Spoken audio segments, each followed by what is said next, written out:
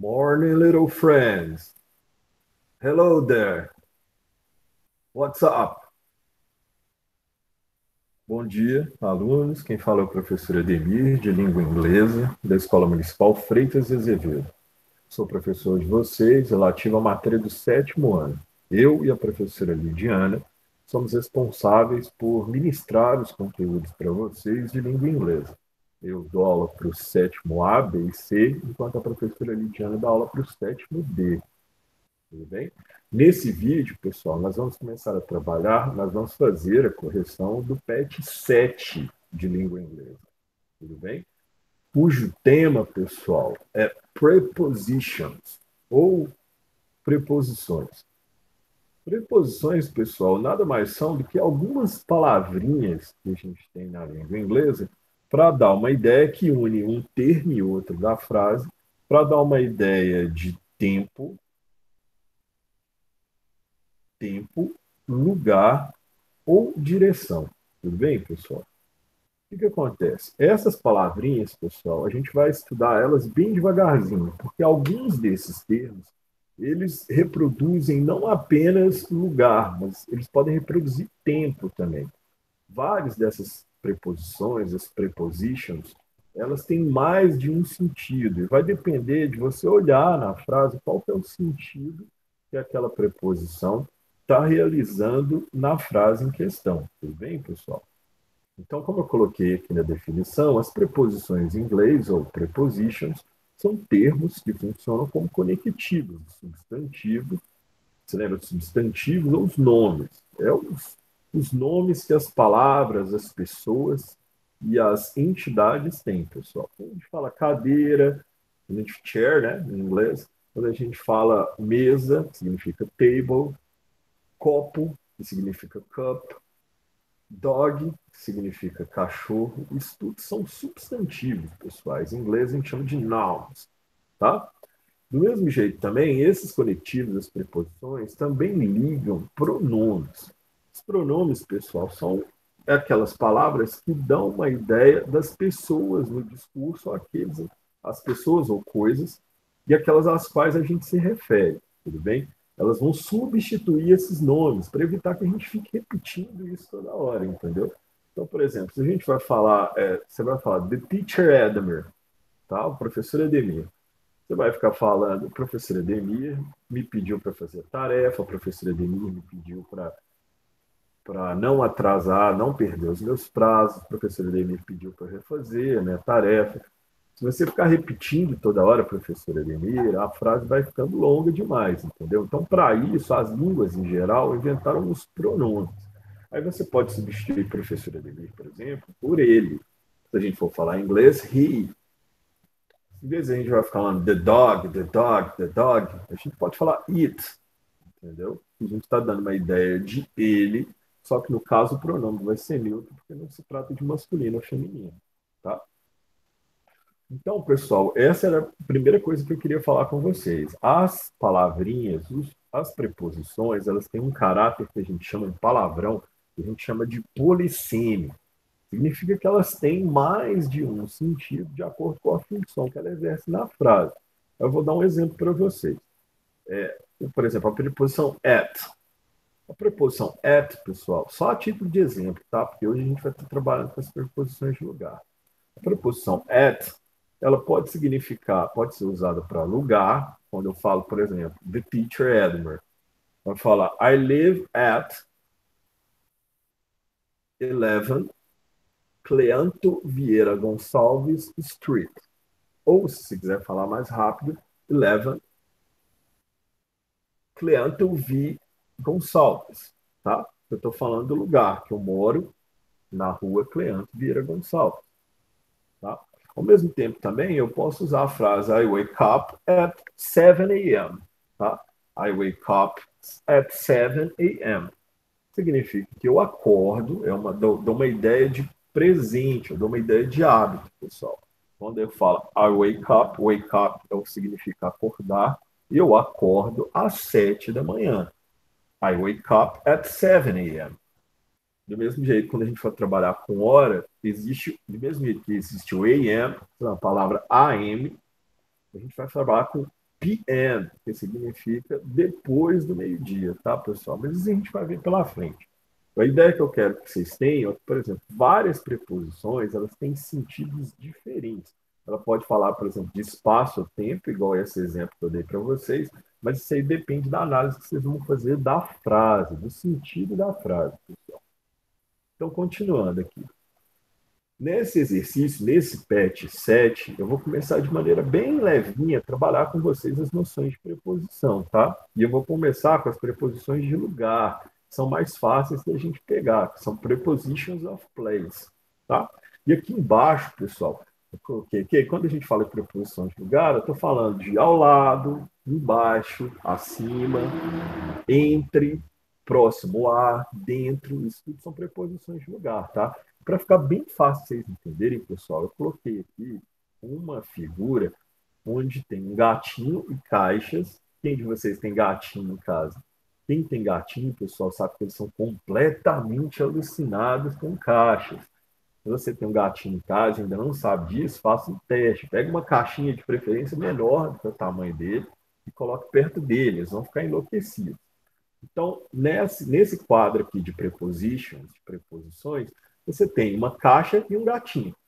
E nessa caixa e esse gatinho, eles estão em várias posições diferentes, pessoal. E para essas várias posições, existe em cada uma delas um termo em inglês.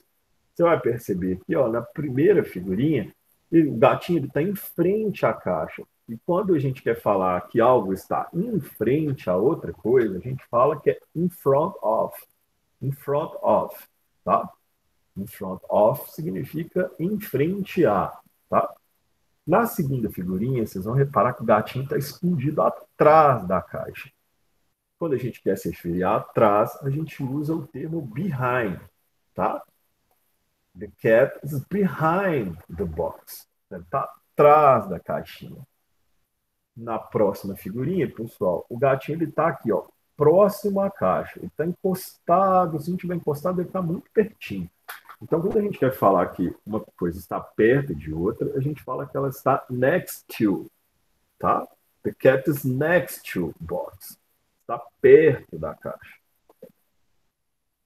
No quarta figurinha, pessoal, a gente tem uma outra coisa engraçadinha aqui. Ó. Percebe que nesse caso aqui, diferente das outras figurinhas, a gente tem duas caixas. E o gatinho está passando aqui apertadinho. Quanto mais apertado, mais eles gostam.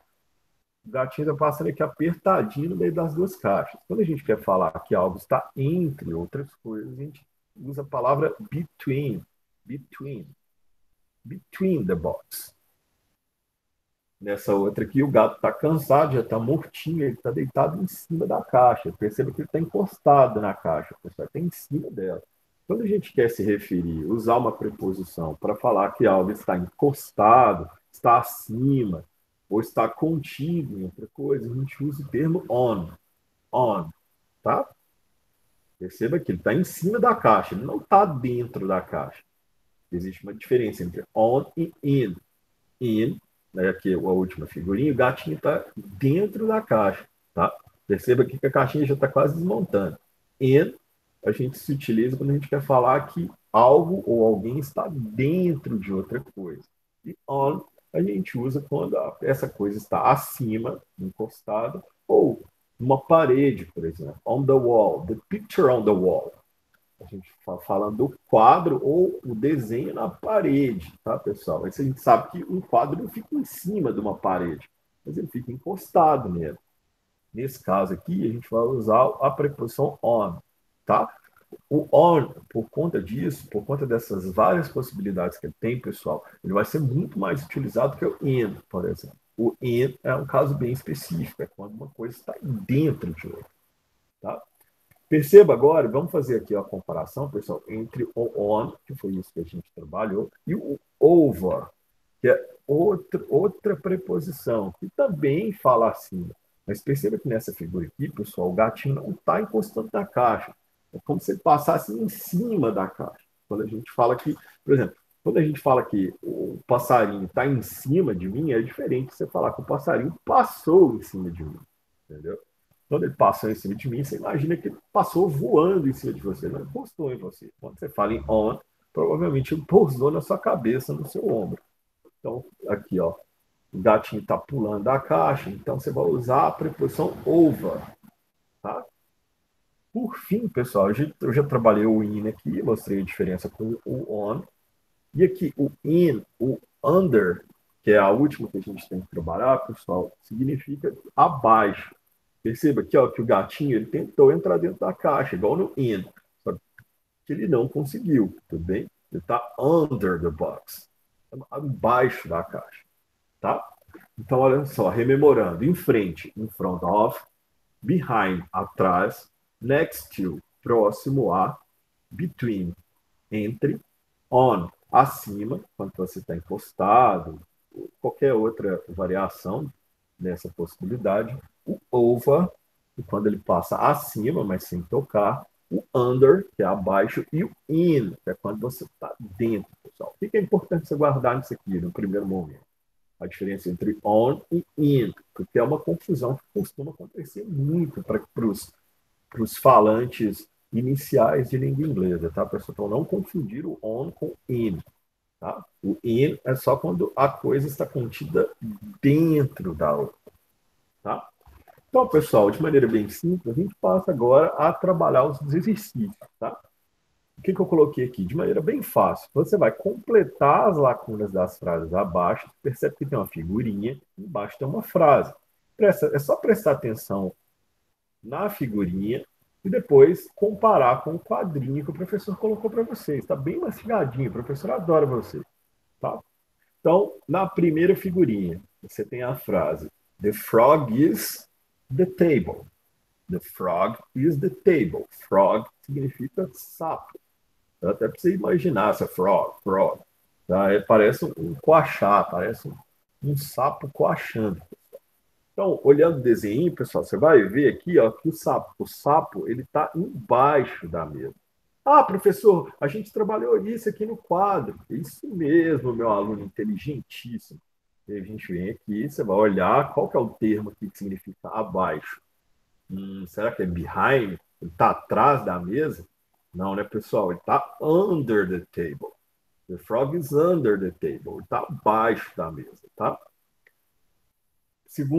Segunda frase, pessoal. The cat is jumping the flowers. The cat is jumping the flowers. Tá? O gato, ele tá, o verbo jump, ele significa pular, pessoal. Então, quando você usa o in no final, jumping, você está falando que a pessoa está realizando uma ação no gerúndio, pulando.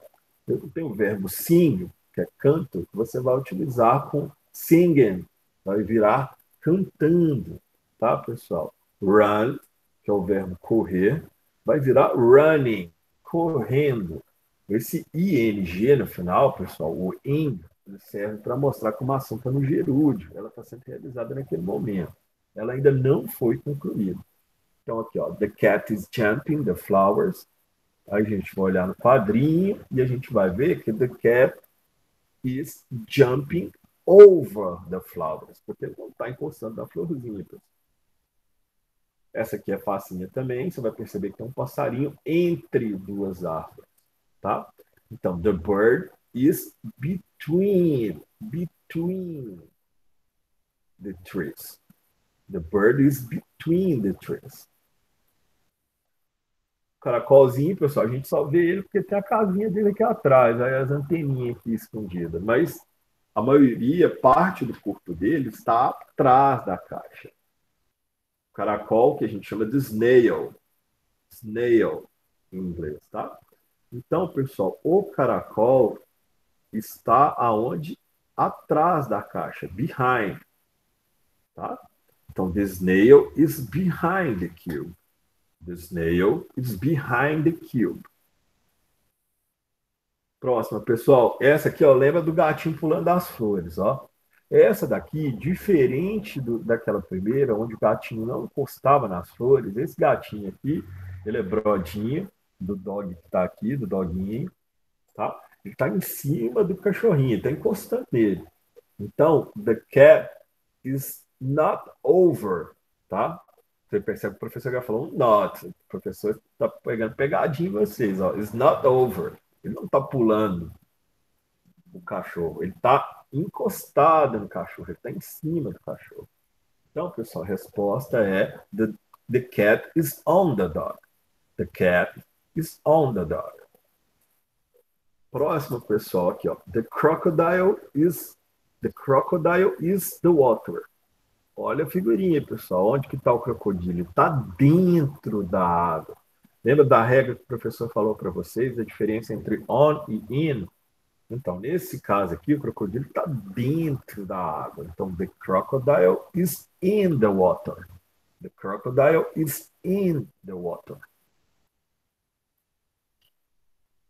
Próximo, pessoal. Aqui a gente vê os mesmos famosos cachorrinhos, o cachorrinho e o gatinho da outra figura, mas agora eles estão próximos um do outro, mas sem encostar um no outro. Ah, professor, essa é sopa, né? É só eu ir no quadrinho e eu vou perceber aqui, como o senhor colocou para mim, que next to é uma preposição que significa próximo a. Então, pessoal, next to the cat. Não, perdão, é a outra. The dog is next to the cat. The dog is next to the cat. O cachorro está próximo da caixa.